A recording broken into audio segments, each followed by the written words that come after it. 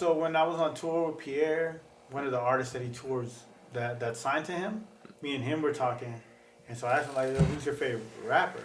Right? And it was like, I forgot who said his favorite, but it's like the one who probably influenced me the most was Young Dolph. I was like, oh, I never really heard him. So this rapper, he was a Southern rapper. He was older. He was more my age, right? So like we just kind of related a little more. He was the only one that was from the South, right? So I was like, oh, okay, cool. I was like, oh, I'm gonna go check him out. Yeah. And I mean, yeah, he was cool. He was cool. That's all I can say. Yeah. He did more like hustle rap. Yeah. Yeah. He one of the last ones still talking about like getting money.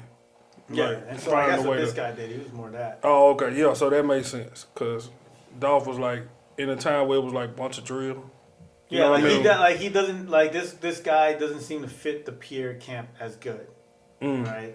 But Pierre apparently he has a bunch of different guys with him. Like they don't all just do the Pierre stuff. Yeah, I'm sure. Like he has Shark, which is one way. Like if you remember, Drunken Nasty, Shark was the feature on there, right? But like his personal shit's different. Yeah. And then He just tapped in for a moment. like he just was on the Drunken Nasty. That's what I'm saying. Like, but it is Yeah. way different from his regular shit. Oh yeah, Fire. mad different. That's sick. Then he has this one white boy who's a producer, and I remember seeing him. I was like, I would have never pictured you in this Yeah. camp at all. Yeah. Then, like I said, he has Fraser Trill. That's the name of the southern one that I told you about.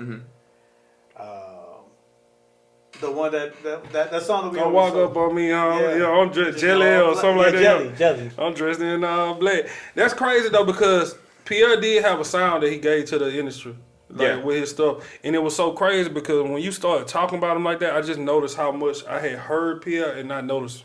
Yeah. Yeah. You know what I mean? Like I was like, oh yeah, Pierre did do that one. Or I listen back and hear the beat and then I hear the little tag. Yep. You know what I mean? I'm like, oh yeah, I remember that. Okay. He's got one of the most influential tags ever. For sure. I mean, I remember I was talking to his manager at the airport one time, and I mean, as his manager, I feel like he had to say this, but at the same time, I feel like he really believes it. He was like, man, Pierre's probably one of the, if not the most influential producer of this era. Easily. I mean, it's him, Metro, and then you could talk like TM. You could talk like TM88. I'm trying to think of like new generation real. I mean, don't know.